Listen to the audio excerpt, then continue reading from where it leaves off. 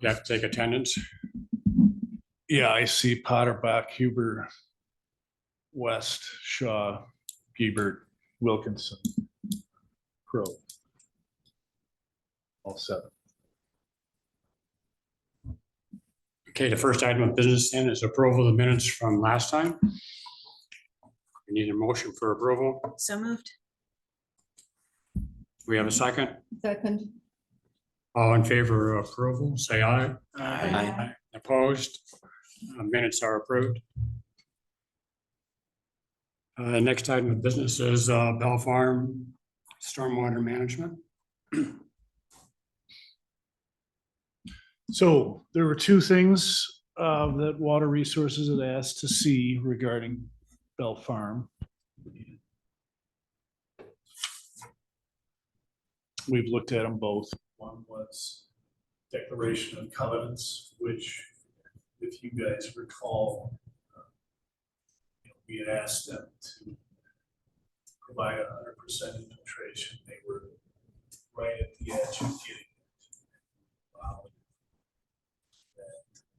modified lot-based facilities could be used to get that extra infiltration, but we didn't want to have to necessarily worry about trying to inspect all of these multitudes of facilities. So our preference was to ask them to do that through the subdivision covenants and restrictions. So they provided those covenants, which I think address that adequately. There is one thing I need to add to what I put into the packets. I'm going to show you the covenants page that shows what those restrictions are, highlighted in yellow. Each home, including homes that share one or more common walls, must include at least one of the following surface water management features: rain barrel, rain garden, and underground retention basin. If a home utilizes downspouts, the downspouts must discharge the rainwater into vegetated areas. And the second part of this is item G. Each home must use permeable pavers or pavement for all driveways and sidewalks. I like that. Well, sidewalks are city though, right? I think they mean sidewalks Private. within the lot. Oh, wow. So that's how they achieve 100% infiltration, but is there going to be an inspection of those, make sure they're still working in the future? Yeah. Not by the city. But the one thing that I didn't include in the packet that, there's already a revised version of these covenants that's been submitted, and this went before Public Works Committee on Monday.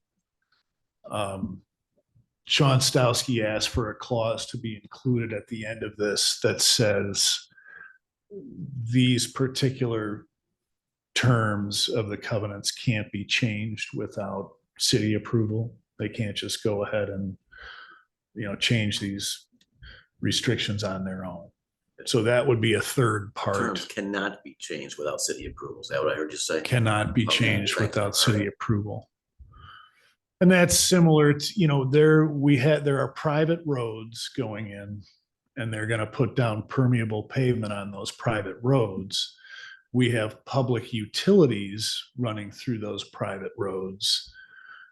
So we don't want to be responsible for replacing the permeable pavement on those roads. So, when we need to go in and repair a water main, then it'll be the development's responsibility to restore the pervious pavement to the way it was before our repair. But that doesn't address the inspection to make sure the rain gardens are still working. That's correct. We won't be inspecting each lot's rain garden. How much of the 100% infiltration is derived from rain gardens and rain barrels and porous pavement? Bruce Holler with D'Onofrio's here. Maybe he can answer that question. Well, our modeling that included everything except, what included the basins, the two large basins, the permeable pavers. That modeling showed us reaching 98.5%. So the additional 1.5% is what is will be, that's distributed around these individual homes is what'll be the difference to make up that volume that we're short. I think the pervious pavement infiltration accounts for, I think it was 5% of the volume required to infiltrate of the overall. So, so the bulk of the infiltration that's occurring is in the bioretention areas and infiltration basins within the ponds. Bruce, this is Jim. You have a Hey, question? Jim. Yeah, Jim. So when you did the analysis accounting for the permeable pavement, was that permeable pavement on the private roads and the private sidewalk homeowner areas, or just the roads? I don't know. I mean, getting into the weeds here, but Yeah, I'm curious. it's just the private streets and private roads. Okay, that would make sense. Mhm. So anything on top of that's icing. If the streets are flat, I could see, the storm, it's based on 1981 data, right, for the rainfall? Correct. And there's a major storm within that of about 2.5 or 2.8 inches. I have a hard time visualizing how porous pavement is going to infiltrate a storm like that magnitude unless it's flat. The USGS testing says several, higher rate of infiltration was tested out at that site on the east side. On the test sites, now they were flat, I understand that. But they did get, there's numbers up to 100 inches an hour. Because it's just gravel underneath it. It's just, it's gravel, and then it gets into the storms, into a collection pipe, usually a tiled system, and it goes out. Connects to But the that was storm flat. sewer. That was flat. So if you have velocity of water going on top of it, it's not going to infiltrate as much as that, about 100 inches per hour. Where's the water table? Okay. Depends on where you are.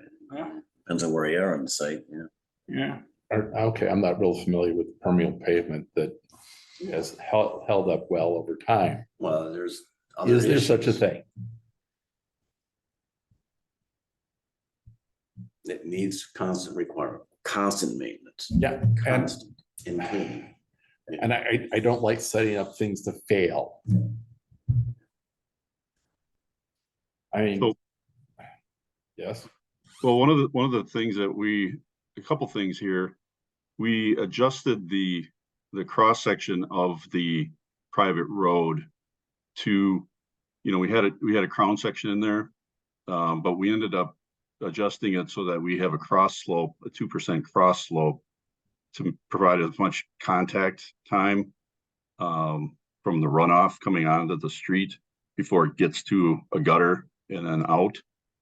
And then the streets themselves are, I think they're 1% grade longitudinally, 2% tops with a high point in there. So, I think we're not running running this on steep streets. We picked the ones that are relatively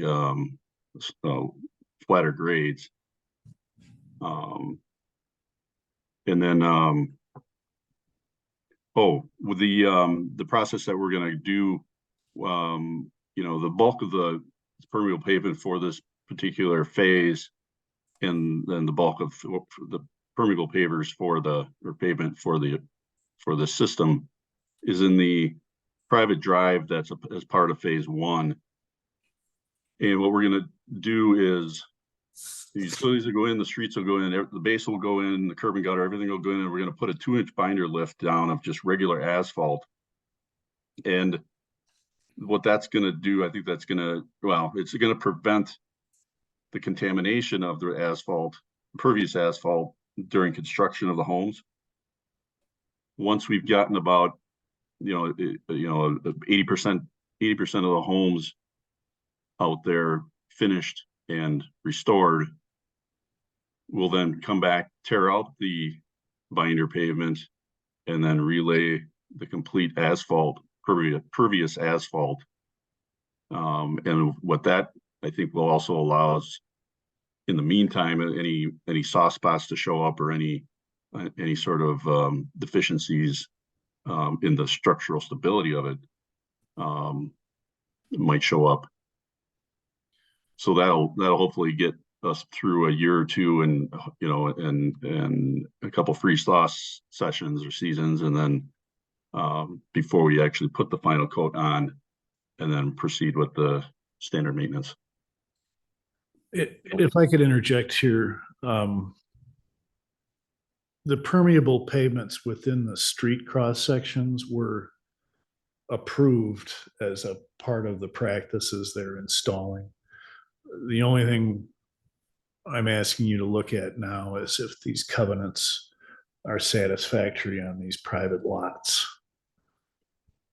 So they will also include permeable driveways and private sidewalks within the lots.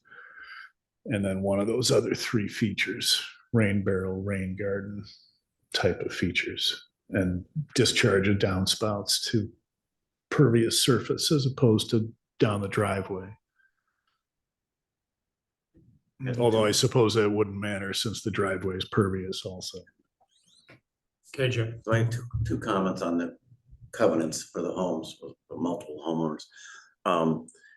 One is, can we add, you had sidewalk, I don't have it in front of our screen, but yeah, sidewalks and driveways, you want to add, it's a question, not a request yet, but patios and other hard surfaces that would also need to be permeable. And then the second question is, rain barrels are listed as one to be. My opinion is that rain barrels are pretty minor, pretty microscopic benefit. I'd rather just take that out and say rain gardens or underground retention. I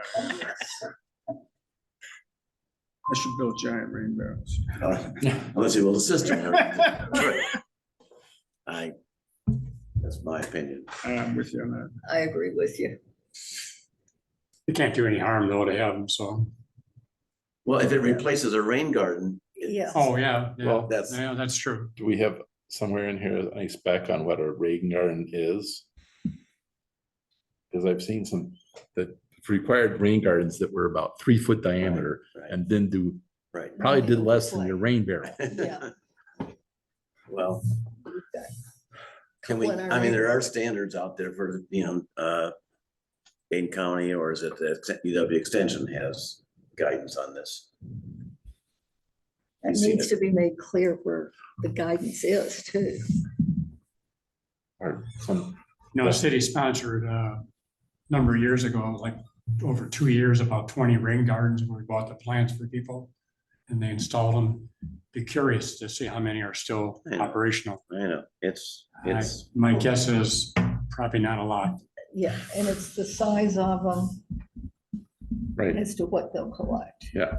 again, I think Eric can remind us, our charge is to decide if that language is suitable or Yeah. not. Well, not- I think we want to make it clear that the homeowner needs to retain all the water on their property. If you're going to meet that. Yeah, look at it 100%. 10, 20 years down the road when there's been some landscapers in there and there's nothing left.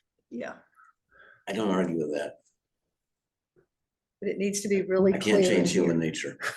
It needs to be clear in this document, so when it comes back to the city who has to try to enforce it, they've got something behind them. Because we've had that problem with the detention ponds in different neighborhoods. My opinion would be the best you could do is say rain gardens designed per, and then we can fill in the blank, DNR or UW Extension. This is Kathleen, or the something. developer. Is it okay if I say something or do I need to be called on? Hello? You need to be called on. Oh, I'm so sorry, Eric. No, Okay. that's fine. I didn't notice you had your hand up or I anything. didn't, you know what? I haven't used that feature before on Zoom, so I'm sorry. I'll raise my hand. Warren, it's Kathleen Slattery Moshkow, the developer. I am worried about imposing rain gardens on every single one of these. If you take a look at the final plat, you'll see what we're dealing with in terms of their small lots. We're going to be meeting impervious percentages on each lot in terms of what we can cover with impervious material. I am worried about mandating a garden specifically on each lot, given the size of these lots. Having an option would be helpful. And I don't know if Bruce, if you want to comment on the the amount of impervious coverage per lot, or just have anything to say about that. Well, we've established a chart of the type of lot versus the maximum impervious percentage for each type of lot. There's a shotgun homes, London Mews, estate size homes or estate size lots, cottage homes, and we assigned in our modeling initially some minimum rain garden sizes,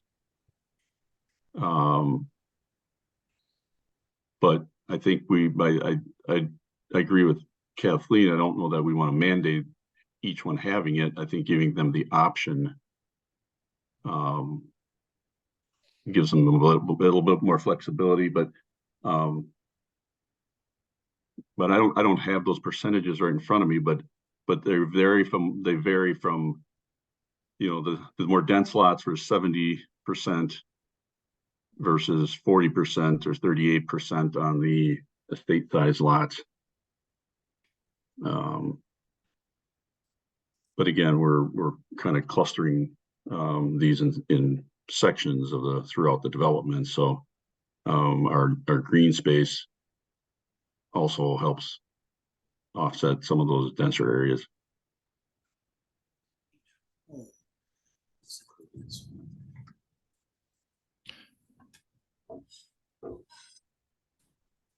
We had approved this philosophy before. I do agree with it. We're talking about 1 or 2% at the very top of what we're asking for, just that small increment. And they're promising pervious driveways for each of these lots. My gut says that would do the trick on its own. It's more beneficial than rain barrels anyway. Yeah. And going through the covenants now, we're not talking about requirements. That's correct. We had said, they had originally come with a proposal that there were going to be 150 rain gardens that we were going to monitor. And I had said, I think that's unworkable for staff. And I still feel that if half of them are not functioning, I could live with that, I guess. But that's not in the covenants that you're going through now anyway. It's already been decided upon. Well, I'm saying that Everything else. we accepted their calculations with this add-on that, no, you don't have to get 100% infiltration in these basins at the bottom. You could provide it lot by lot, but it would be so burdensome or onerous to, put that into a maintenance agreement and ensure that they're all being inspected every 2 years. So you don't want anything on maintenance. You didn't, so. There is no call out here that I see for, and correct me if I'm wrong, Bruce and Kathleen, that lays out a schedule of maintenance or inspections that say the HOA is going to be responsible for. Is that correct? Should the homeowners association just do a cursory check on them? Mhm.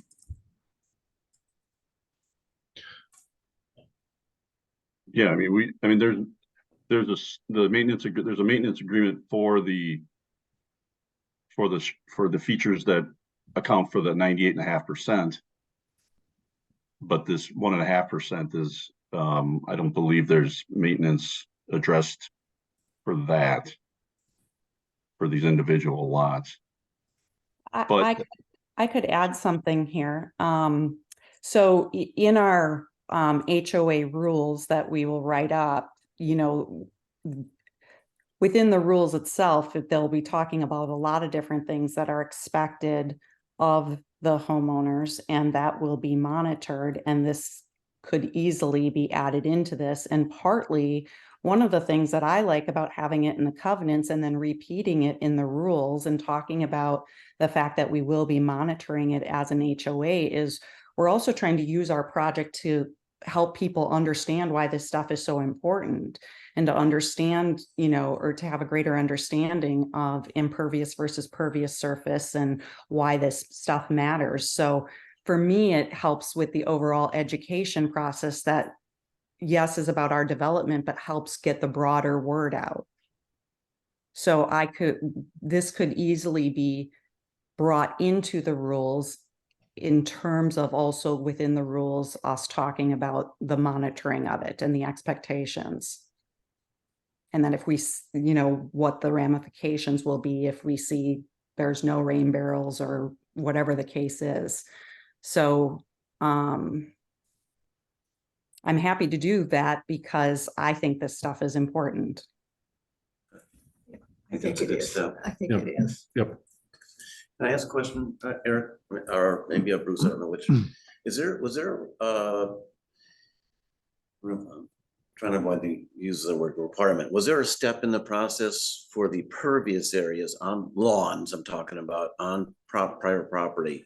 Was there gonna be, requirements for, reducing compaction of the soil? Wasn't there something in there about Yes, tillage, whatever? that's on your plans, right, Bruce? Yeah, we call out for upon completion of the final grading prior to restoration, to deep tillable lots to loosen up the soil.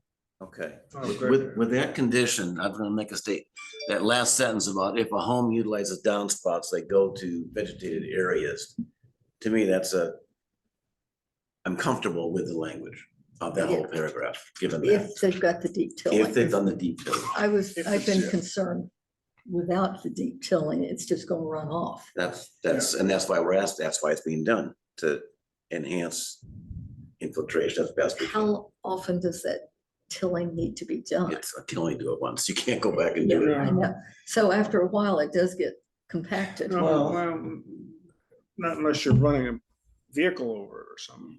I mean, it should be fine. You got something grass growing there, right? Right. And, I mean, It's not deep, but it's, there's not an option to go back and do it again. Okay, After 20 years. well, we don't want cars being parked in those places. And so Right. that's not gonna happen, right? So I'm just gonna repeat that I'm okay with that paragraph E with that caveat. And adding that language as was recommended into the covenants or into the HOA, into homeowner association language. okay. Could the water from a downspout go into a rain barrel? It's a little bit confusing because it says it's gonna have rain barrels, rain gardens, retention basins. The rain If a barrel, home uses the downspouts, rain barrel fills up when this much water falls. The rest of the water goes into the grass. yeah, But the downspout can discharge into the vegetated area via a rain Rain barrel. barrel, correct. okay, that's what's not quite clear here. You're right, it's not.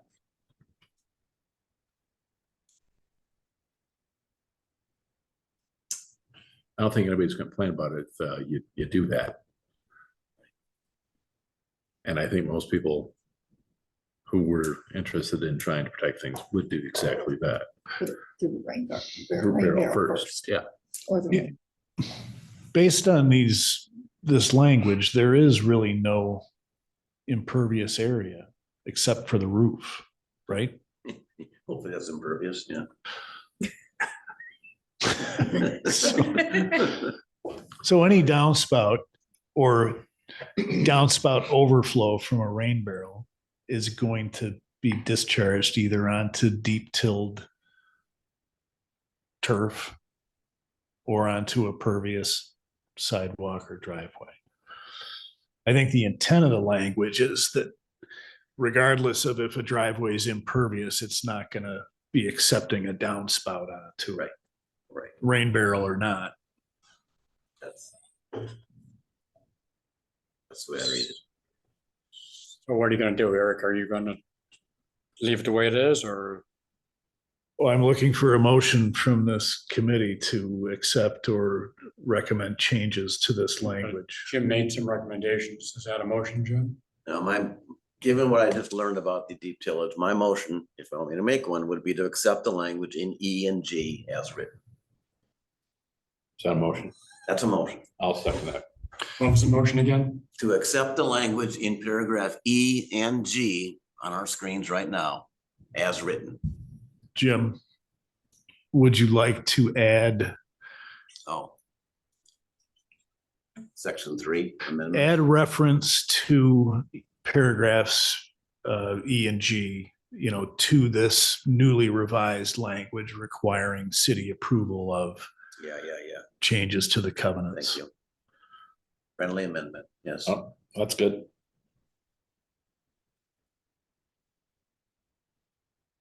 So there was some discussion of adding something about the homeowner association, but that wouldn't fit in here. I think what Kathleen was talking about was including additional requirements in a different document. Right. Okay. And we agreed to that. We're gonna trust that she's gonna do it. I take it in good faith that she. Yep. Would that be attached to the motion then that you're making? I don't think we need to. It is not, it is motions as I've stated. It's not in the motion right now. You can make a second motion if you want to, but let's just take it one at a time then.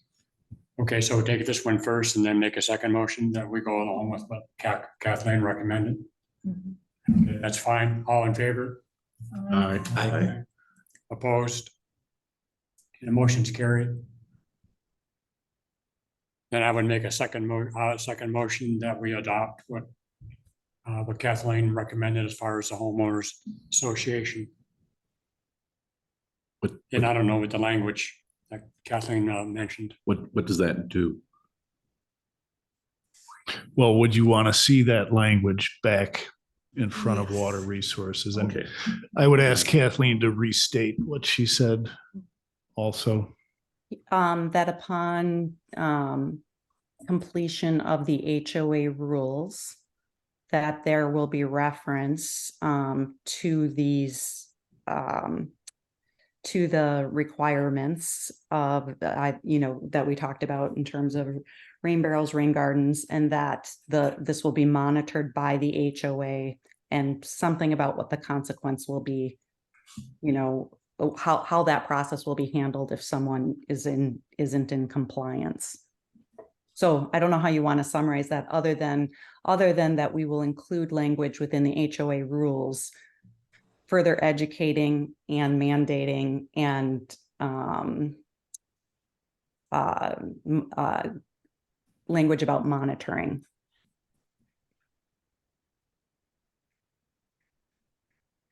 Capture that, Eric? Yeah, basically, but all of these things are, the city's not going to be able to verify necessarily that any of this is happening. Yeah. So that's the only stumbling block. Do we have a second for that motion? Well, you better read, can you read the motion? Giebert moves that the HOA rules will reference these same paragraphs in the covenants and will educate, mandate, and monitor the performance of these lot scale facilities. How about that? So that will give the city legal authority if somebody doesn't conform to these regulations to go to the HOA and they have to make it right. I don't Or think at so. least enforce it. I don't think so. I don't think that gives us any authority at all. Each way that. We need, Well. I guess I want to see some way so that the city doesn't get forced into fixing the problem. Or, I don't think that would happen. okay. This is just a question of, are these additional facilities good enough to capture this other 1.5% of infiltration that we asked for? And we were trying to free ourselves from the burden of having to inspect 150 rain barrels or whatever, 150 pervious driveways. And if we get into approval of something with the HOA rules, are we just stepping further into something we don't want to get involved in? Perhaps that's, I mean, my experience is I want to stay far away from. Can we make a motion, a recommendation that the document, the HOA document include these things? That would be fine. That's what I was gonna say. Yeah. So I move that we recommend that the HOA adopt rules that relate to these covenants and monitor, educate, monitor, and have consequences for not following these covenants. Does that capture it I correctly? like that better. Yeah. And I like We the never got a second for consequences. Warren's, right? So this is. No. Well, this is overriding that, right? Well, that's what I'm asking. There was no second on your. There was no there second, was. so Well, this is the motion now from Grace. Yeah. We need a second. I'll second it. Is there a second for that? Yeah, I second it. Okay, all in favor? Aye. Aye. Opposed? Motion's carried. okay. I'll definitely go back and review that on the recording. With a six pack. Resolved. There was another item outstanding for Bell Farm. And that's related to the old 2010 study that was done, you know, a long-term basis study that talked about the elevations of Graber Pond, you know, on a seasonal basis year over year. The last time we left this was a request for Bruce Holler to go back and see if he could recover that model. He could not. So staff, Steve Gaffield with EOR, and I think, you know, Bruce probably ended up asking the same people, but we can't get that model. And I think it's kind of over and above to ask the developer to be looking at this. The 2010 study did include a scenario with the Bell Farm land developed and found that if we asked for 100% infiltration, there wouldn't be an impact. Well, as I mentioned a year ago or a year and a half ago, that the study should include evapotranspiration, and the PRIMS model does.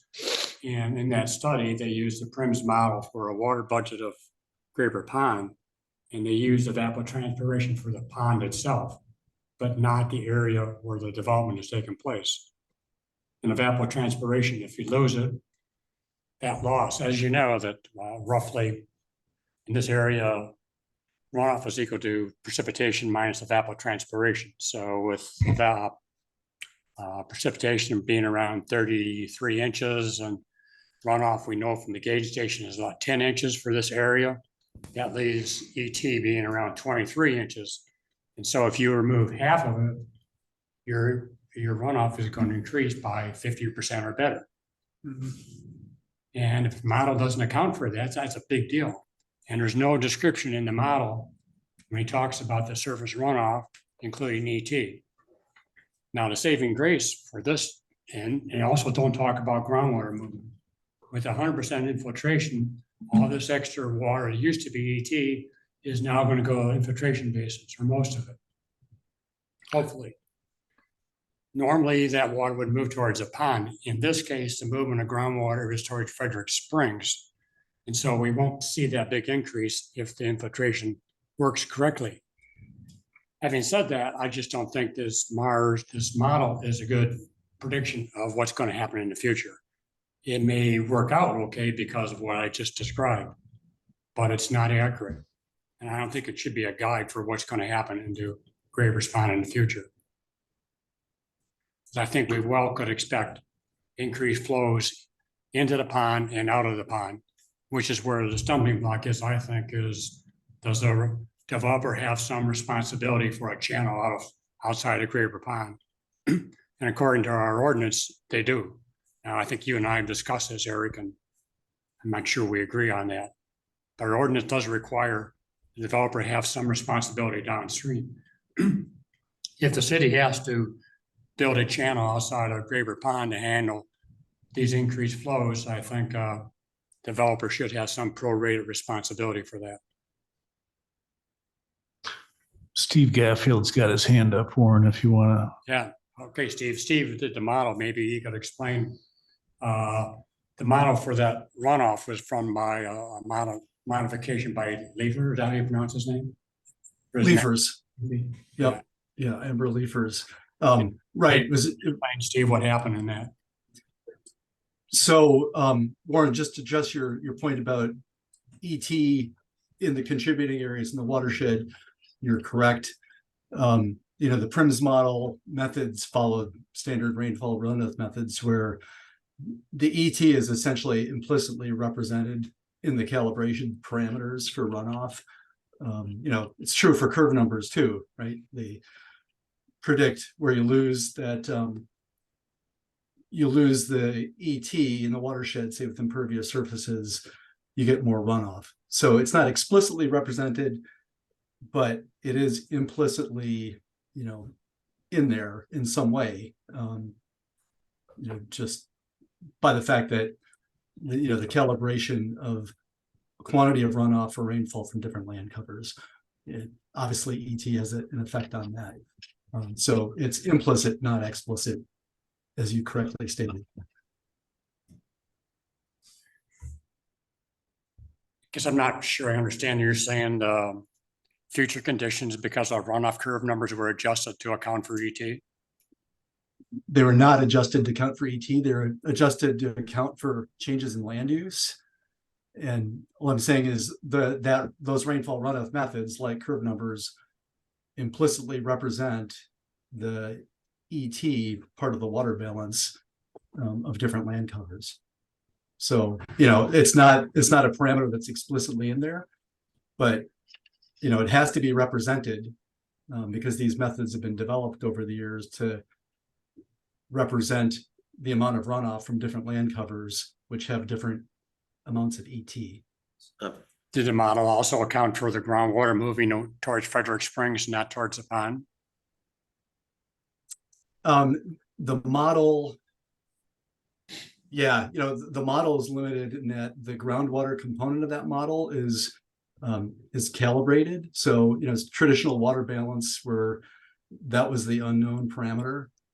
So the seepage inflow to the pond was for existing conditions and empirically derived. So I don't believe, it's been a little while since I've read that, but I don't believe there's any realistic way to have adjusted that groundwater inflow for the proposed conditions. So essentially, I think it assumed the same groundwater inflow, which is analogous to, that infiltrated groundwater going to Frederick Spring instead of Graver Pond. The other thing worth noting is, that calibration was for conditions in 2009 and 10. So the actual groundwater seepage has probably changed since then, as it's been so wet and now getting drier again. Next question.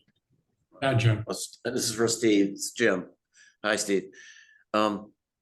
Your explanation that the runoff runoff curve numbers and the runoff calculations implicitly account for ET, does that mean that if you wanted to explicitly put in ET factors, you'd have to adjust the runoff curve numbers that were previously being used to?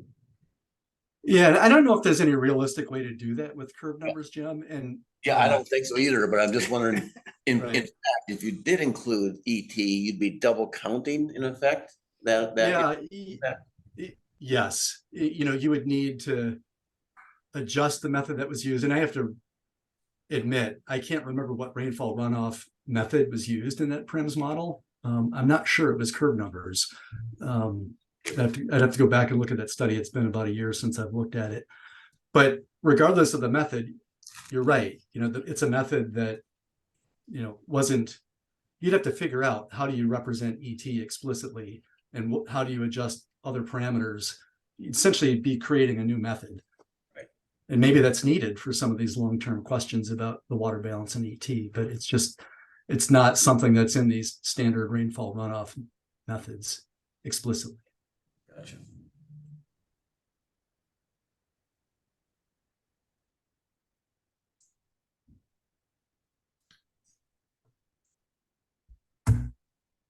So what do you want to do, Eric? What do we need to do tonight?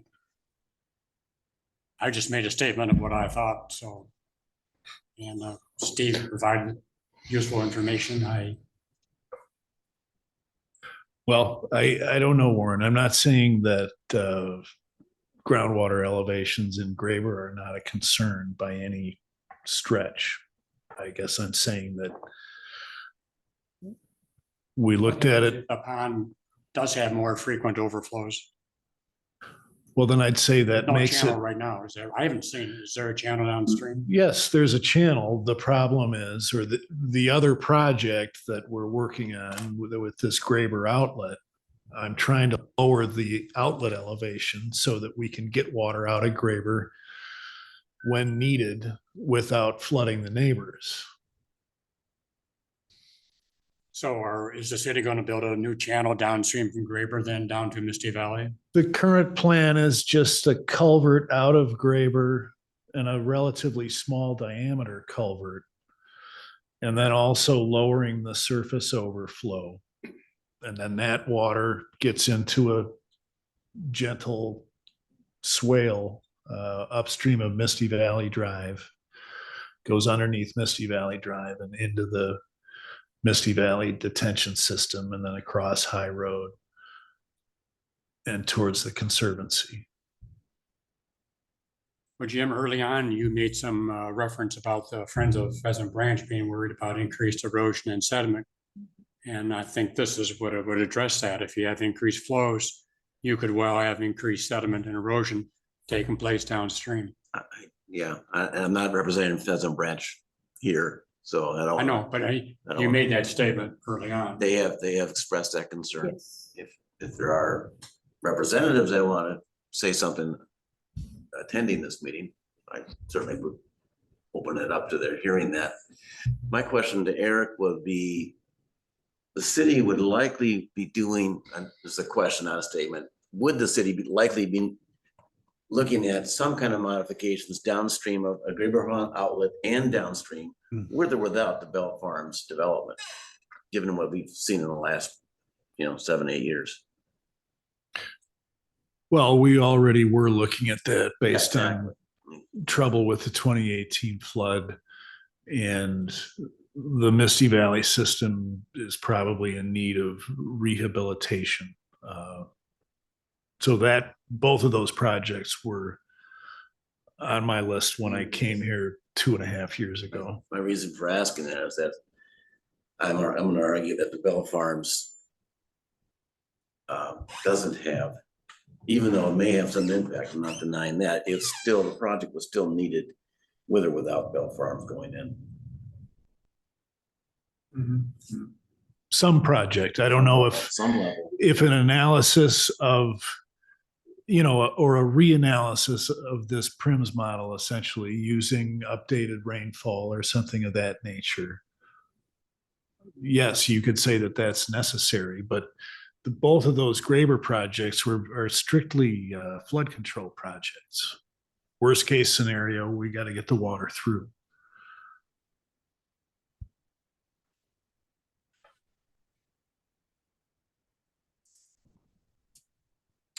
There's no, what do you want to do, Eric? We don't, there's nothing, I've just made a statement of what I felt for downstream conditions, and unless someone wants to make a motion, I guess we leave it be. I wasn't asking for a motion, but I know, one could be made. yeah. You just had this for our information. Yes, I want to put this to bed is what I want. But that's, this is your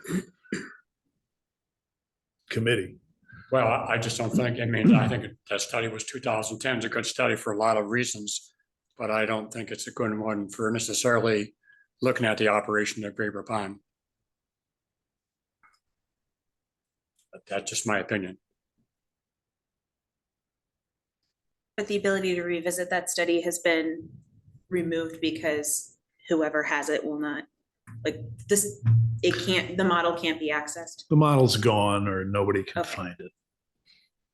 I talked to the grad student who originally did it. Steve Gaffield works for the same company that did it. So I think we've exhausted our paths to try to find it. Well, we keep on referring to 100% filtration being a big deal, and it is, but without knowing which way that water moves, if it came towards a pond, 100% infiltration doesn't mean anything because the volume of water is going to the pond. So it's a big deal that it's going to Frederick Springs, and you think that should have been stated in the model that the movement was towards Frederick Springs, and that's a big deal.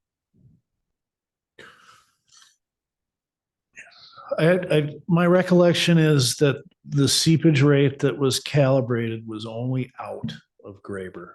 That I don't think they were including groundwater inputs to Well, the Graber. seepage rate was up and down, so it includes whatever groundwater was going in there, whatever water is going out.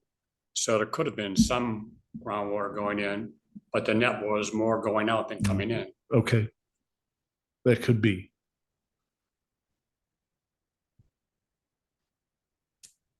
So we'll just leave it the way it is. Okay. So I'm just gonna ask the question, it's, if we make no motion on this, your last sentence, staff believes that further research analysis, blah, blah, blah, should not be the responsibility of Bell Farms. We're accepting that statement. I think so. I didn't hear what you said, Jim. We, Water Resource Commission, is accepting that statement in the agenda here, that last sentence of regarding the item number 2.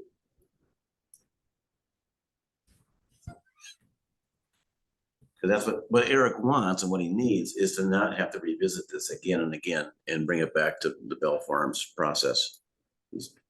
I think that's his objective. Yes. And I support that. Yeah, I guess that's fine with me, except that we shouldn't say based on the Mars study or 2010. Yeah, then leave that off. That doesn't fit.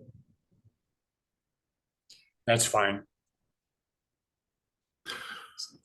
Okay. Should we move on to the next item then? Okay.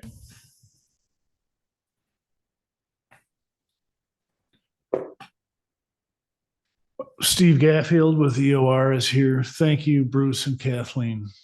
All right, thank you, guys. Thank you. Steve is here to talk about progress he's made with looking into details of the flood mapping effort. Steve, do you want to have control? Whatever is easiest for you, Eric. I can share the memo. I've got a watershed map that might be useful to refer to. I also emailed that to you about an hour ago. If it's easier for you to control, that works for me. It might be, well, hold on a second.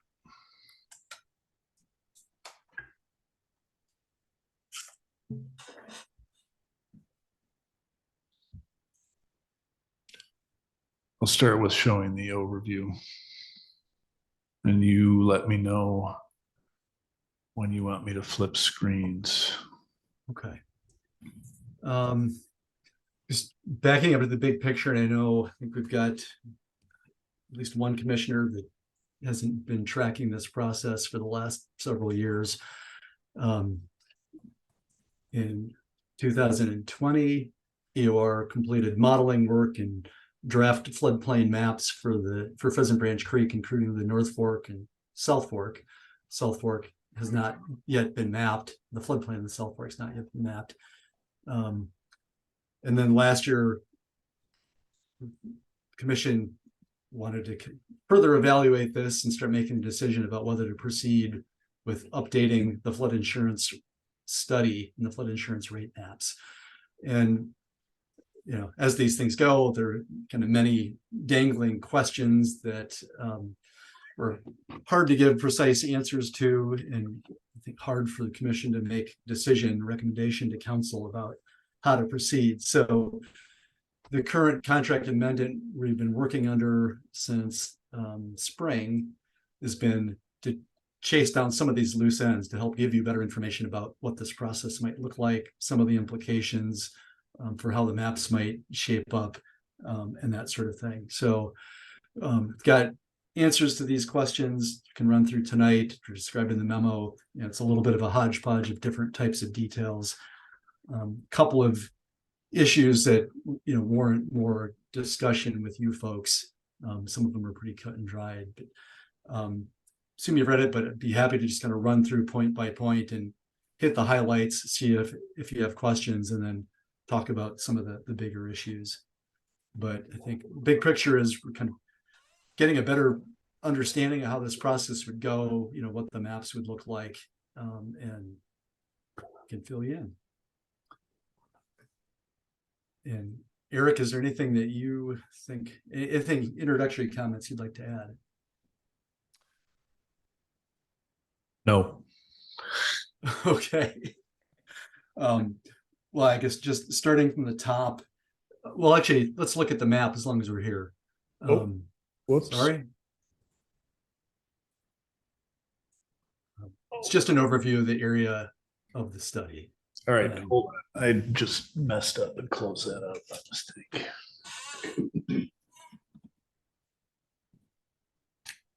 Okay. So that's the watershed area that we modeled. This particular graphic doesn't have the effective flood insurance study floodplain on it, but that extends from Lake Mendota up to the confluence with South and North Forks right there. Extends up the North Fork, Pheasant Branch, up to County K, so up in the town of Springfield. And there's just a tiny bit of the South Fork that's mapped, but the vast majority of the South Fork in the cities of Middleton and Madison does not have floodplain maps. So we've got refined versions of maps for the North Fork and the main stem down to Century Avenue, and new maps where there previously were none on the South Fork. But these are not official in any capacity. They're not part of the flood insurance study through FEMA. They're not incorporated into the city zoning code for floodplain zoning. And next steps to do that is the topic at hand. So Eric, why don't you flip over to our memo? Just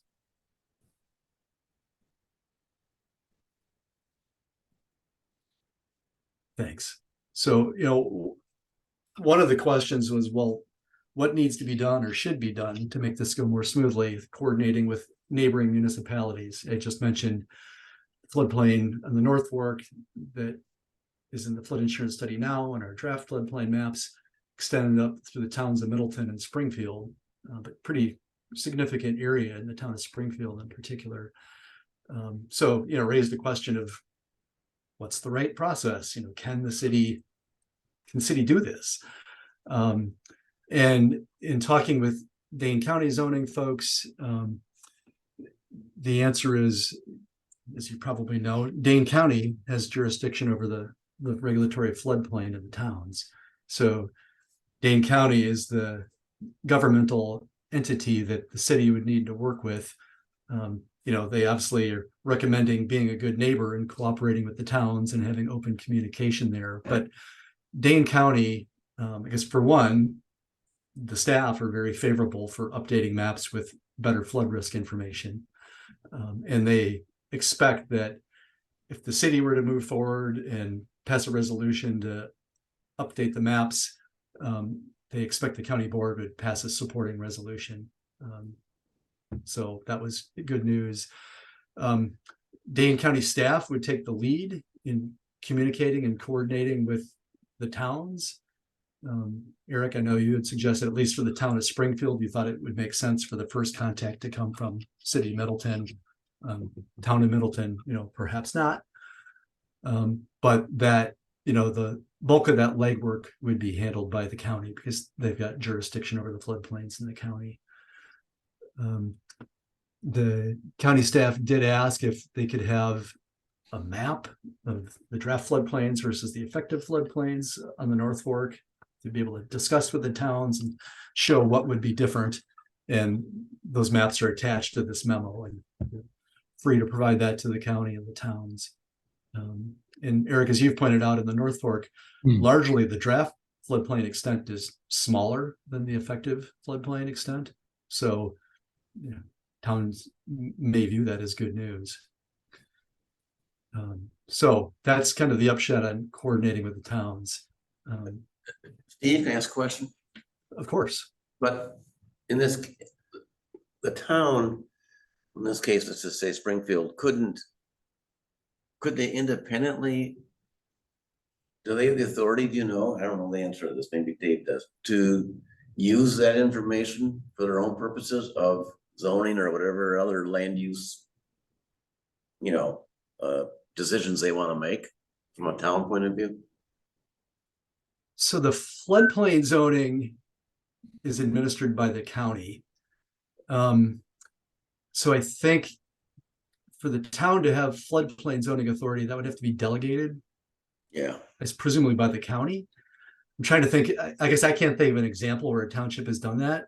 Theoretically, I guess I don't see why not. But I don't know that that's been done. The town could certainly use this information, to provide flood risk information to residents. It's possible there's other town ordinances that this could be related to that they could use the information for. But as it stands now, the floodplain zoning in the towns is administered by the county. Yeah, I mean, I think that's absolutely right, that Dane County would have control of that, but certainly the towns could use the information for other planning purposes. Okay. Would that require some permission from the city to let them use that information? Susan or Eric or something? It's public information right now, right? Yeah. Yeah, okay. Right now, right now it's publicly information. It's qualified as draft. I think especially if this were to go through the FEMA process and become the effective flood insurance study, then it's public, it's official, and I think they could use it however they see deemed appropriate. Yeah.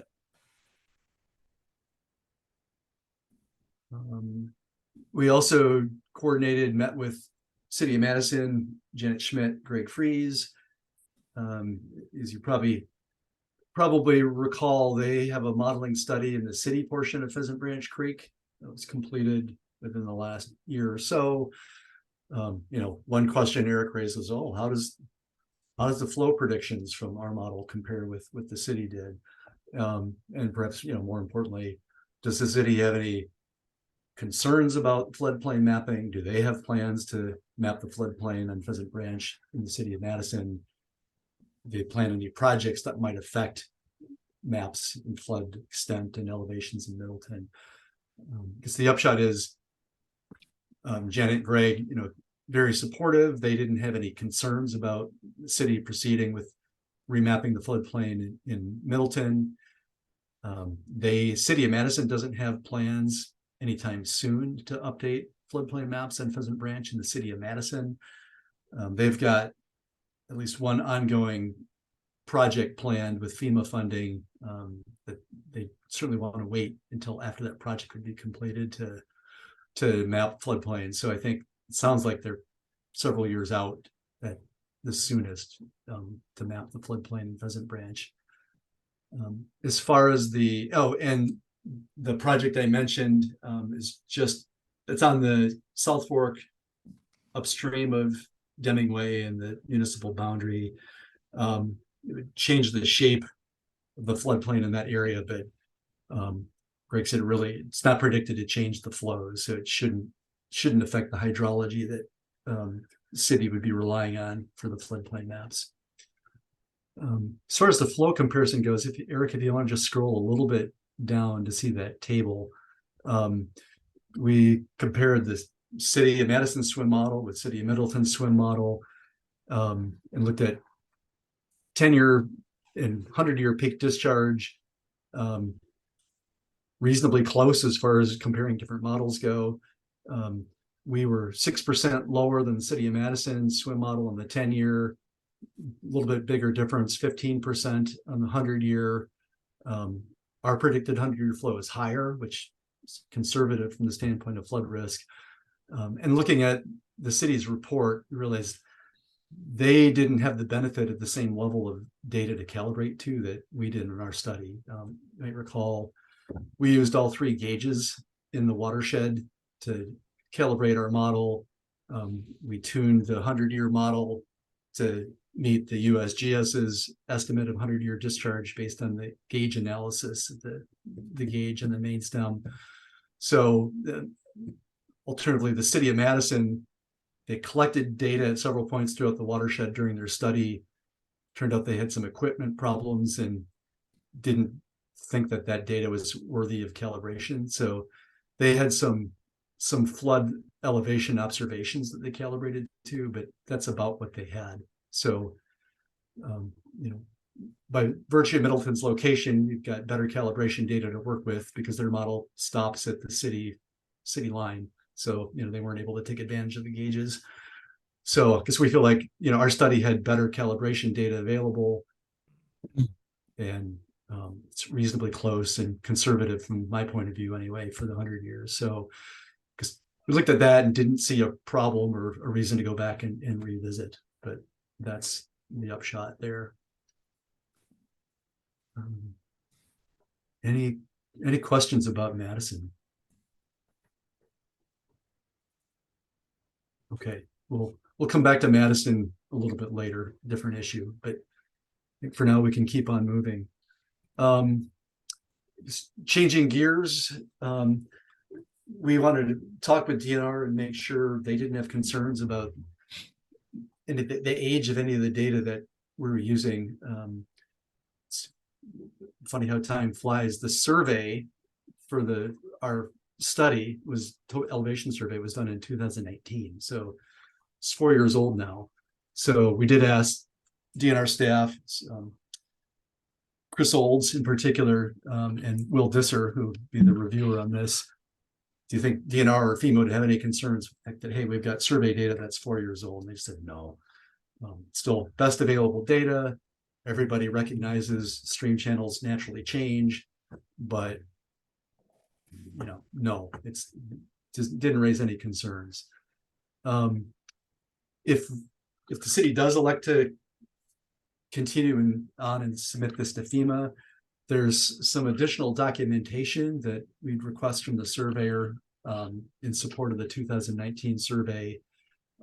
Things like official benchmark dossier sheets for the control points that they used.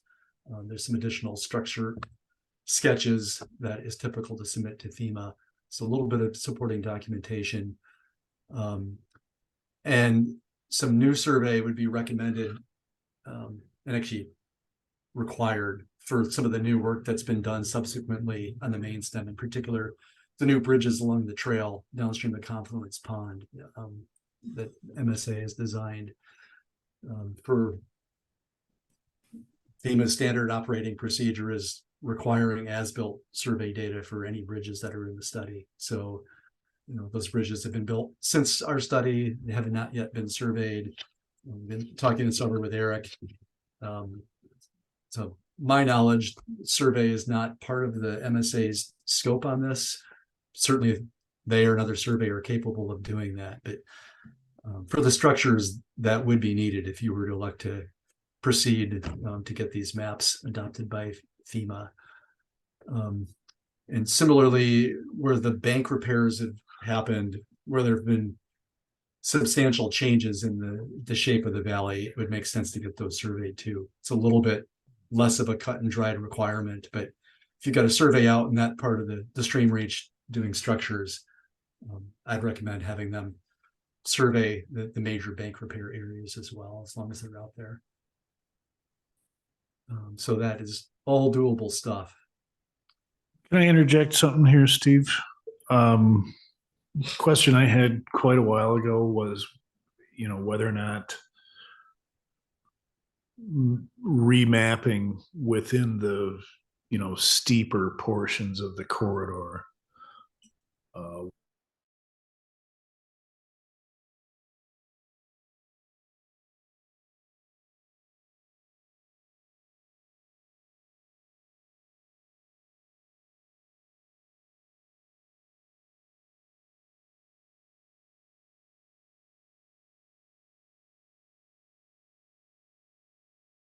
Not required to.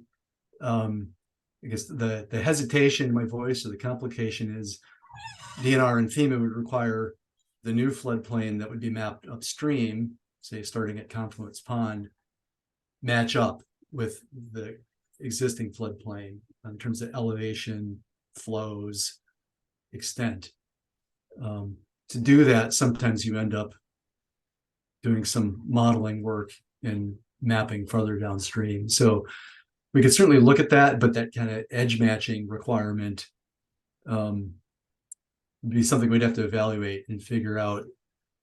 Would that be less work than just mapping the whole new thing or not? But certainly something that could be looked at. And we talked about that a little bit. Eric, you might recall conversation with DNR, thinking about what happens at Century Avenue at the downstream end of our study, because the floodplain goes all the way to the lake. Our initial study ended at Century Avenue. So there's the same need there. One of the options is to just pull the old model, build that into the new model, and extend that last half mile or whatever it is down to Lake Mendota, so that you don't have inconsistent flood studies adjacent to each other.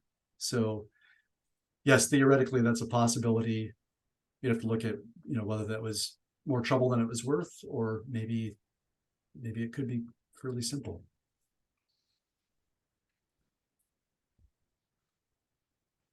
So it's a logical thought.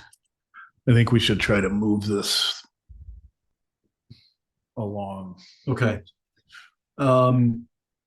Model selection, we don't need to go into detail here. The Reader's Digest version here is we built this model in SWIM. It's accepted by FEMA. It's not the norm. 90+% of the submittals that DNR and FEMA see for floodplain maps are the standard HECRAS model.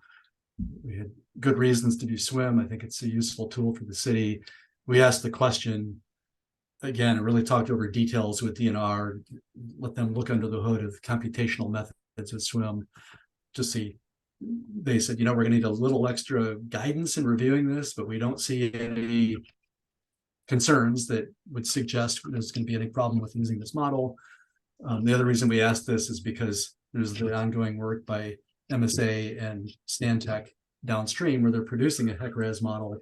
We wanted to take a look at that and make sure we weren't ignoring a model that had already been built, paid for by the city, and was ready to use for a flood study. And it's not the case. It's built for a different purpose. So the upshot is, to us, it still makes sense to proceed as planned with the SWIM model and submit it. And we're more confident now than we were previously that will go fairly smoothly. Eric, you can keep scrolling if there aren't questions. The development details, I think we just checked the box there. This is where there's more to discuss.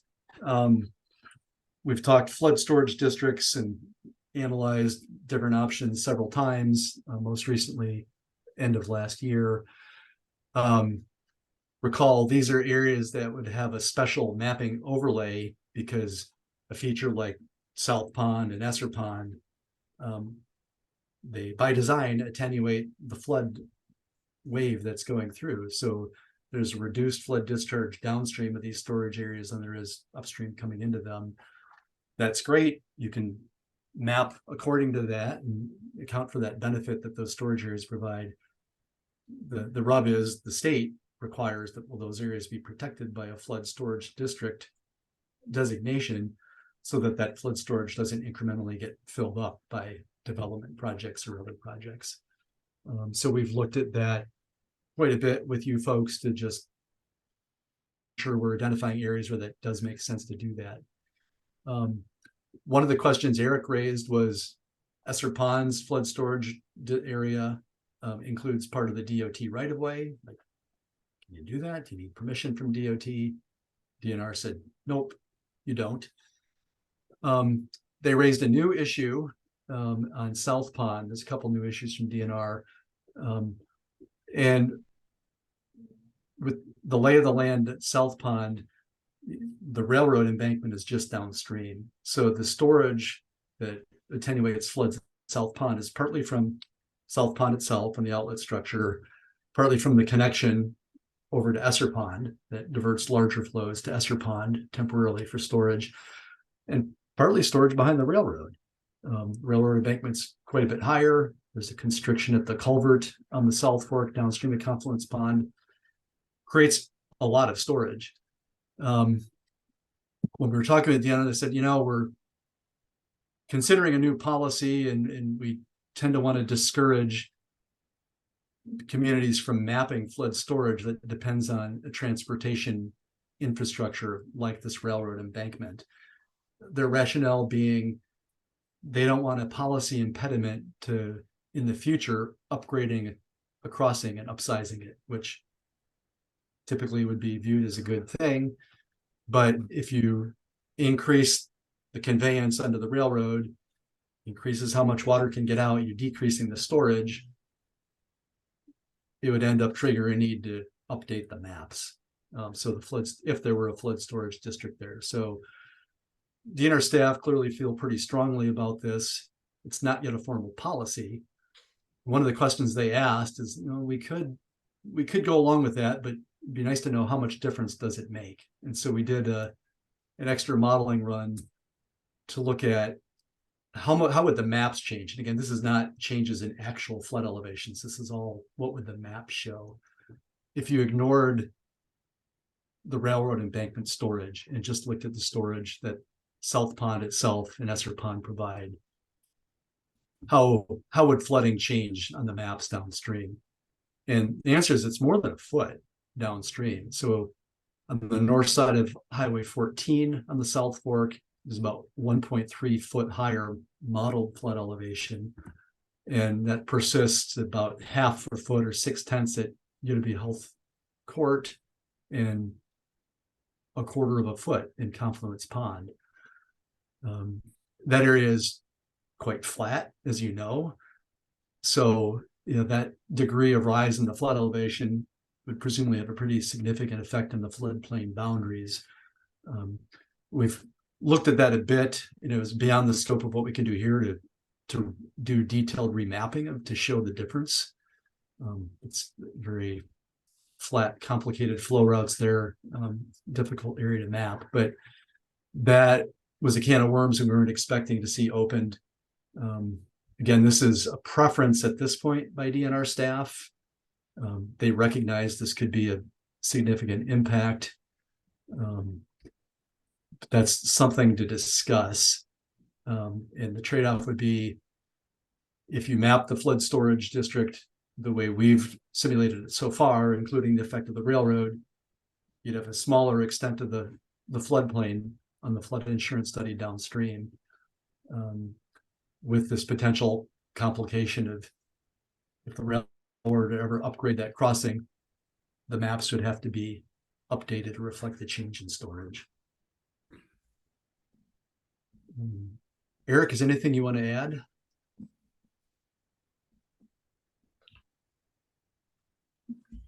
Well, just does the commission understand what he's saying? Yeah, that's a good question. What happened in 2018 was the railroad embankment blew out, and this is kind of the same thing. The model downstream of the tracks would not include the embankment itself as a dam. Since 2018, the railroad did add larger openings underneath that track, but that's been accounted for in this current. That was accounted for. Yep. Steve did years ago. Yeah, that's in the original model, Jim. I think a reasonable argument here would be to DNR, hey, we understand your policy. For one, this is the railroad. They're going to do whatever they want to do. They just upgraded this crossing. So you would not foresee they're going to upgrade that anytime soon. And if the city's willing, say, well, and if they upgrade it, we understand we need to revise the maps. So I'm confused as the map. Are we assuming the floods don't include the embankment or include the embankment? We are assuming they do include the embankment. So it's representing what's actually there. So it'd be lower elevations downstream. The way we have it, lower elevations downstream. If you were to take away the railroad embankment, the simulated discharge out of the South Pond system would go up quite a bit because you're ignoring the attenuation effect of the railroad. And so therefore the mapped flood elevations downstream would go up, and you would have more private properties and public properties pulled into the floodplain, presumably. The railroad embankment is not designed as a dam. Yeah. Correct. So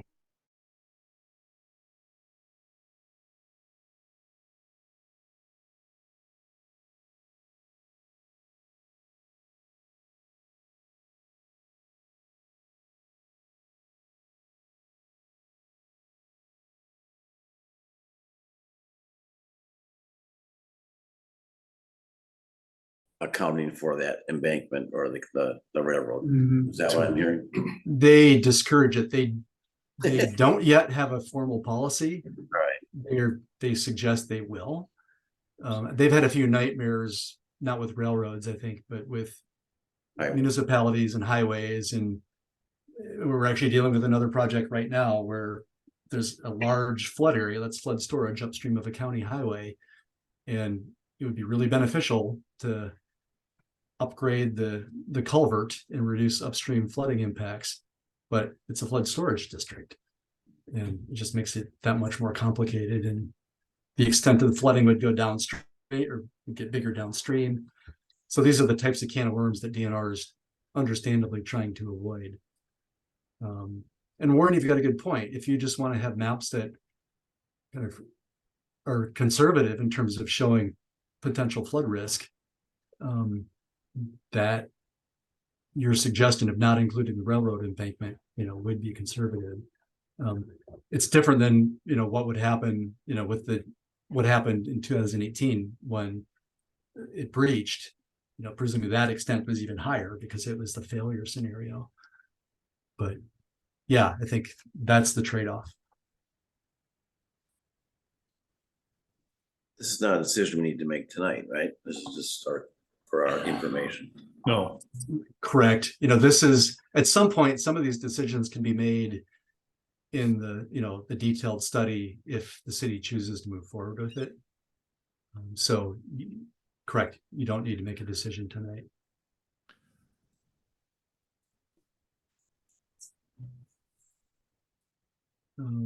There's another, well, sorry, before I move on to a related issue, any other questions on that topic? Okay, related issue came up in our most recent discussion with DNR last month. Kind of the similar situation with City of Madison detention basins. So although the extent of floodplain mapping that we've drafted and the city would submit to FEMA and DNR would end at the municipal boundary on the South Fork. Our model extends into the city of Madison. We coordinated with city staff to use similar methods. The flows that we're using in the model for the mapping includes the effective stormwater detention basins in the city of Madison. And in talking about it with DNR, they said, oh, well, because I think maybe I was dumb enough to ask, well, would those need to be flood storage districts? And I said, well, yeah, maybe they would. And this is another gray area. But DNR again is considering implementing formal policy here. They'd have the similar concern. Well, what if we're mapping flood risk, assuming that these detention basins in the city of Madison are in place, they're not protected. What if that storage got filled in? Well, flows in Middleton would be higher and you wouldn't be accurately representing the flood risk. Obviously that's beyond City of Middleton's control, what City of Madison would want to do and whether they'd be willing to have a flood storage district overlay there. In this case, I feel like there's a reasonable argument to be made saying those stormwater features are protected by municipal stormwater ordinance. It doesn't seem like, it seems like they're protected features. It seems a little far-fetched to think that that detention would disappear. Seems reasonable to include that in the model. Certainly it'd be easy to take them out. You know, flows and flood elevations in Middleton would go up. We don't have an answer right now about by how much. Certainly that could be efficiently in the model. Again, if you proceed with this study, that would be one of the details to work out, and the model would give you the information about how much difference that makes, and do you want to push back on DNR on that issue. But that was yet another new issue that came up.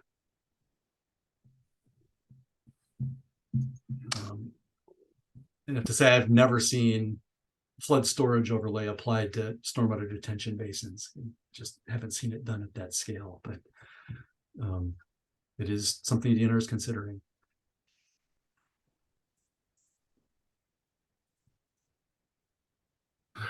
Yeah, I think I'll ask the commission if they have any strong feelings on any of these items. We approved a contract for Steve to do this next step. And I think the last step of that contract amendment was to make a presentation to council. Yep. I think it'd have to be more comprehensive than this. We've got almost an entirely new council, I think, from the last time. Right. I guess you're right, Eric. I think it would envision an updated version of the 2020 presentation, just overview of the study, kind of key issues for the city to consider in the remapping. So if I could suggest maybe the next step is you guys just turn me loose with Steve and we'll try to come up with something, and I'm guessing it'll involve another amendment. We still had $20,000 in this current year's budget that's approved to spend on this effort. And we could perhaps come back next month after strategizing with another amendment and how to present this to council and move forward. Does that make sense to the commission? It sounds reasonable.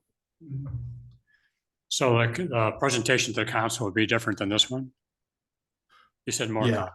I don't know, more detail or? Yeah, I think we should have a lot more detail for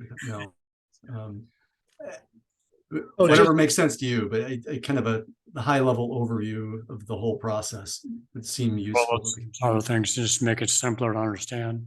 Yeah. Yeah, we're diving into details that I think would not make tonight, that wouldn't make sense at all to talk about with council. Well, and if you would want, a dry run through this committee first, maybe that makes sense too. A dry run or just, if it's a PowerPoint, just show it to us. You? Yeah, Okay. yeah.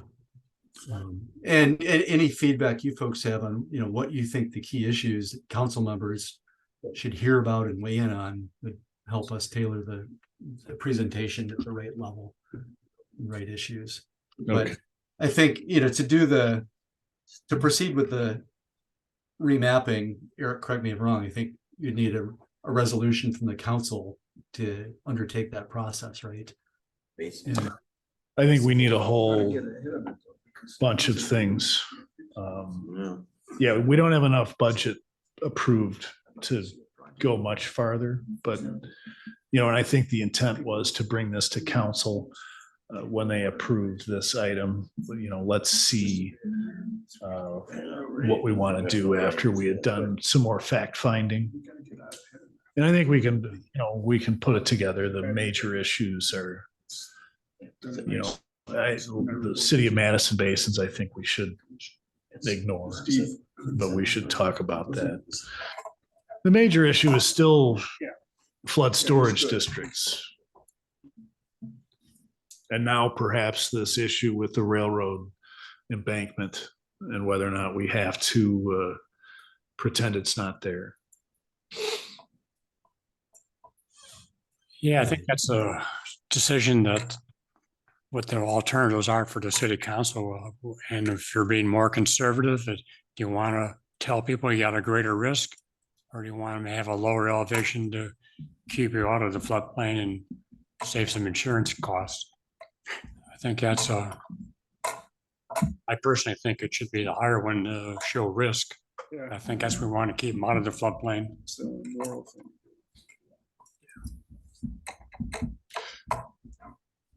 But I think in the interest of, Correctly though, Dean, even though they're still struggling with that issue, the railroad, if we do go that route, that's why I asked the question, likely they would say, I'm just reading between the lines here, they'd say you can't account for that embankment in your official FEMA map. that's my guess, Steve. Yeah.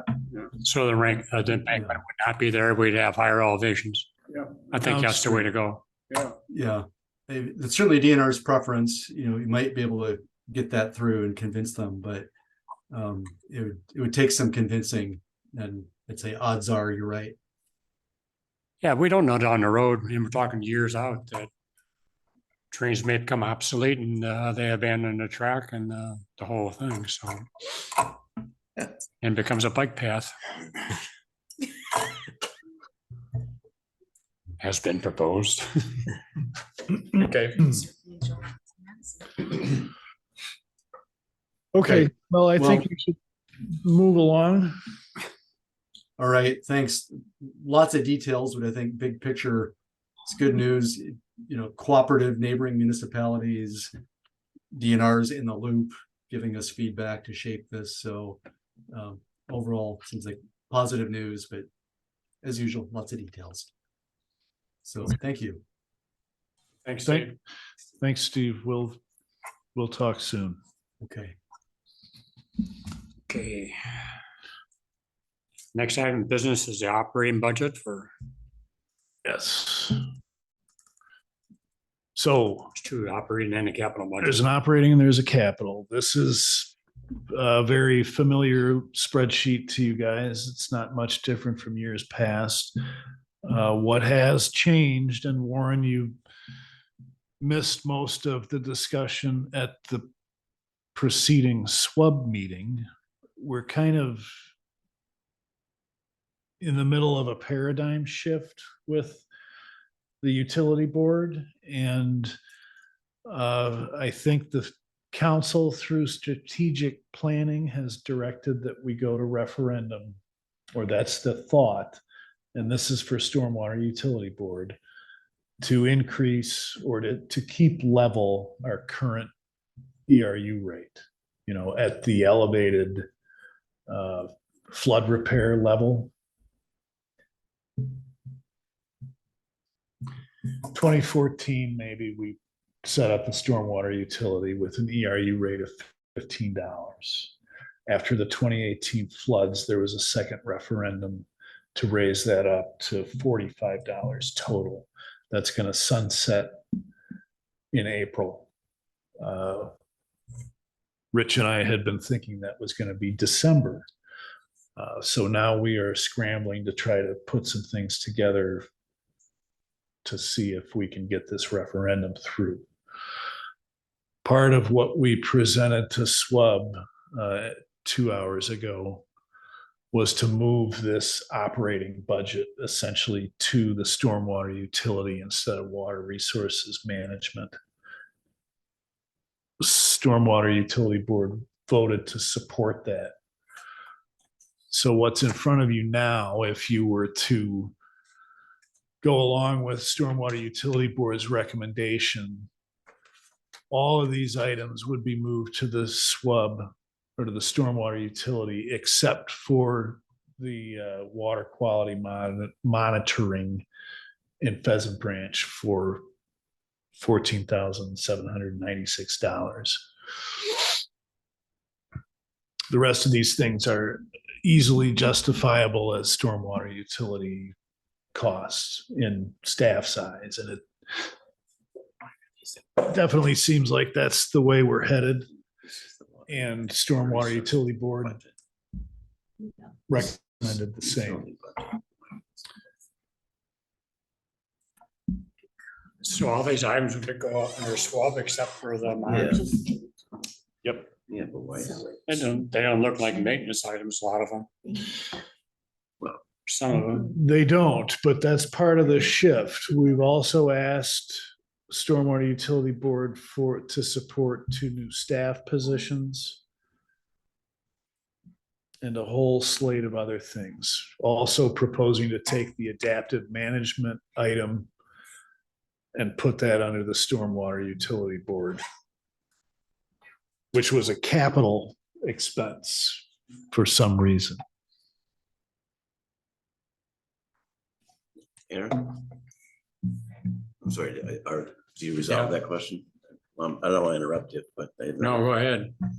So what you're presenting here for the Water Resource Management Commission operating budget, the items that are also reflected on the Stormwater Utility Board budget, you would take them off of this one, is that right? That's what I'm Just wanna asking make you sure. to do. Okay. And, you know, Got it. And we were gonna pocket it. this truly came together at the last hour. Now that we've proved that the board approved this, okay, It's not I'm with you.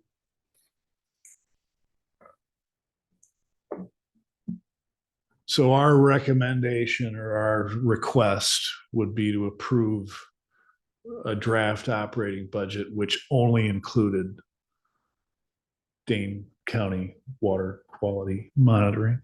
And your other 2 gauges are paid for with TIF funds. So they're not in this budget. All based on approval of the referendum. No. Yes. Hmm, Well, no, we approved, what's the the motion? SWAB approved this budget Without the referendum. regardless of referendum. I think that was the case, to just as presented to the SWAB, the budget, which included everything except the water quality. Right. That's what you accepted. I don't believe there was any caveat to the referendum. Agreed. So you're asking for the Water Resource Commission to approve an operating budget that only includes the Dane County water quality line item. Yes, which would be consistent with what SWUB recommended just prior.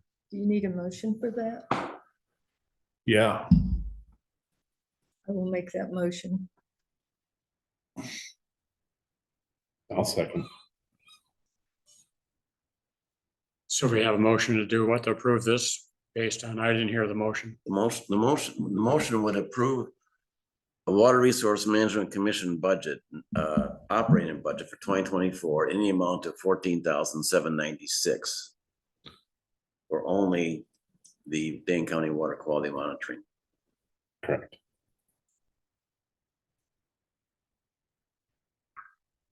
If that's what you guys want, is, okay, that's mine, there's a second. Yep. All in favor? Aye. Aye. Motion's carried. Okay.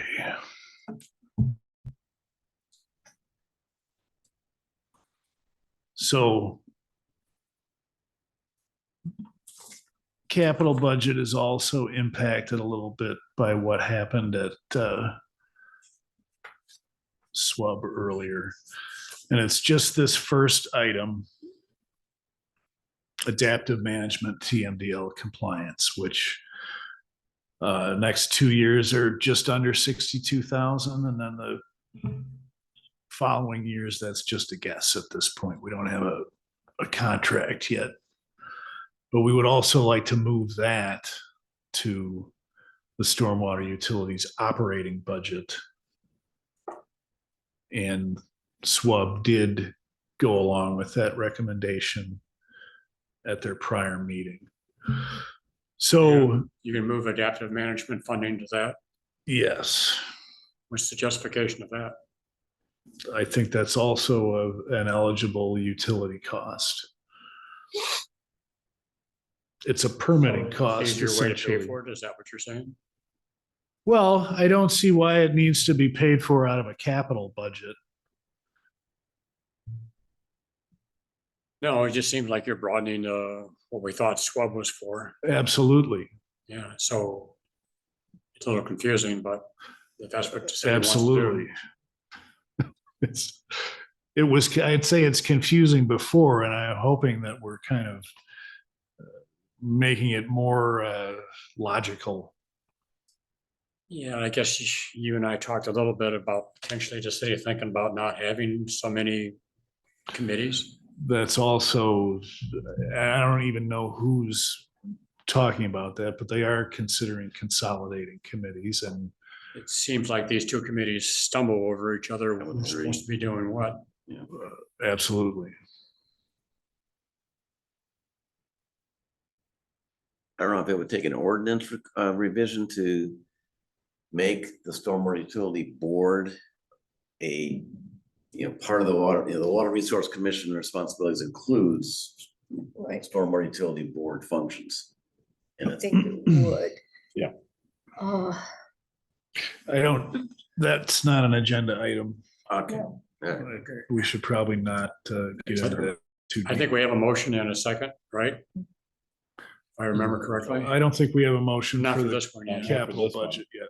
I'll make a motion that we approve the capital improvement budget to include the flood mapping for 35,500. Period. And only that for 2024. Right, Mhm. and only that for 2024. Second, Did you second, Grace? yeah. Okay. Yeah, all in favor? Aye. Opposed, the motion's carried. Okay.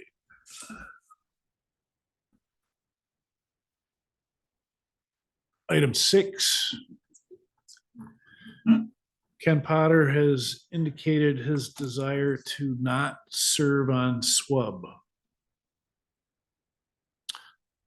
So I'm requesting a different appointee. As I mentioned to you afterwards, I think might be some benefit, I think, in the long run, that the chairman of the water resources should be on SWUB for coordination purposes. And I think understanding what the two things are doing, it makes sense to me now. It doesn't have to. So unless someone else wants to do it, I would agree to be on SWUB again. I will nominate you to be on it. I'll second that. Come on, Ken, you want to run for this position, don't you? Put your name in the hat. Put your name in the hat. So I do, what's the term? Why was June mentioned? I thought our appointments lasted through April. Go ahead. No, go ahead. I think it's because after the election, then there's appointments and then there's just a lag. So we got a dead period when one person goes away and the other one's. Well, I Different- think the expectation is that you will continue until Yeah. a reappointment is made. Right. And if you're appointed from a different committee, that just offsets the timing. And since there's appointments from different committees to other committees, it always takes a couple of months to get each committee fully Or more. Yeah. Backfilled. backfilled. So we have a motion and a second, so all in favor? Aye. Opposed? Okay, 7-0. When we get done with number 8, can we ask for agenda, can I suggest an agenda item for next time? Or is that not allowed? Yeah, we're only on Alright. 7. We're on, oh, I'm sorry, yeah. So this came up at Stormwater Utility Board last month, just with the audio problems in this room and sitting so far apart. It was SWUB's feeling that they wanted to, at least the option to meet in conference room B where it's smaller. Originally, or this was only March or April that I think you both recommended council chambers. Due to trying to stay apart for COVID reasons. So at the SWUB meeting, they voted to allow meeting in conference room B also, or as a preference, excuse me, and coming into council chambers only if we had a lot of people expected or something like that. We'll talk about the goal. So it would still be a hybrid meeting, and if you want to see conference room B, it's right through there. Interesting. It's kind of cramped, Mm. especially if you get 4 consultants in the room. So those 4 have already agreed upon the change. That's correct. Yeah. So we're kind of overwhelmed, like, let's take a vote. While we're I- talking about it. I move that we select conference room B as a preference for meeting with the option to come into council chambers if there's a large number of attendees. I'll Okay, second that. So we have a motion and a second, all in favor? Aye. Opposed, so the motion's carried. okay, item 8. Any items for September? I'm actually hopeful to come back with a road salt discussion, finally. And there's a zoning code rewrite that went through Plan Commission a week or 2 ago. Water Resources looked at it maybe a year and a half ago, and they will ask us to look at it again. It hasn't happened, but it will before September. And any other items people are looking for, you can bring them up. I asked for a topic would be if there's some steps that could be taken to find out what it would take and what the timing would be to consolidate these 2 water resource and water and SWUB into one commission, board, call it what you want. I don't know what it takes, just legally and otherwise. I guess we could talk about and make a recommendation. Is that what you're saying, Jim? Well, my question would be, can staff or just talk with whatever it is, if it's a city attorney or whatever, to say, well, what steps would need to be done to actually have this happen, and what kind of timing would it require to have that happen? I think it's go before council, have to pass. I'm sure there's all kinds of Yeah. steps and stuff, but It may need to go to license or an ordinance, where? licensing and ordinance, Yeah. LNO. Right. Yes, But go that to would- LNO first. Would that need to be directed by council to do that? No, it No. usually comes going up. Okay, So it would be us doing it. okay. And I think the biggest issue is the membership. We would need to look at. SWUB has a member from the finance committee, which is Right. not true for here. Where the membership comes from, yes. And I think that's the biggest issue, is where the membership is coming from. Yep. And I think it is helpful to have someone with knowledge of the finances and the whole process for the city. I mean, if it does require an ordinance redraft, well, then we're talking a long time, right? If that's. No. Not No, necessarily. it's going to hearing and. No, Well, it doesn't take long. We're talking about discussing it next time at the meeting. All I want to know is the steps. If We someone just could discuss explain the it next steps time, and present come that. up with something with an ordinance that could be sent to L and up. So, And they meet every 2 weeks, isn't it? I think so.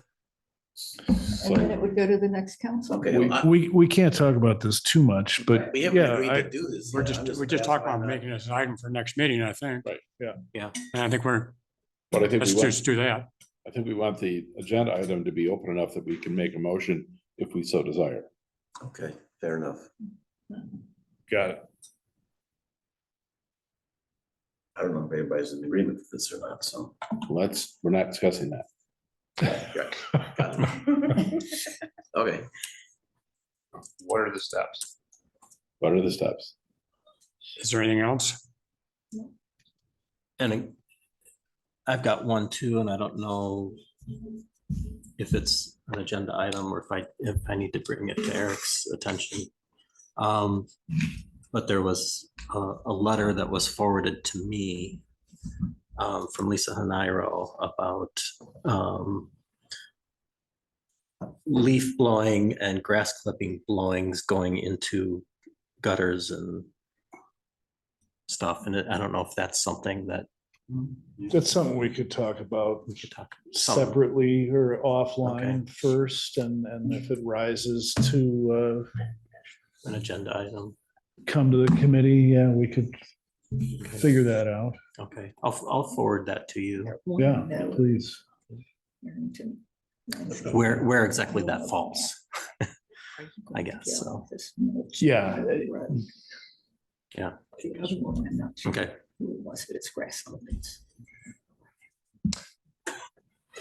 All right, Okay. you ready to adjourn, Warren? Yep, meeting's adjourned. he just said that. He just said that it's done. We can do it now. Not Robert's Rules of Order. Oh, that's good. If you run out of items.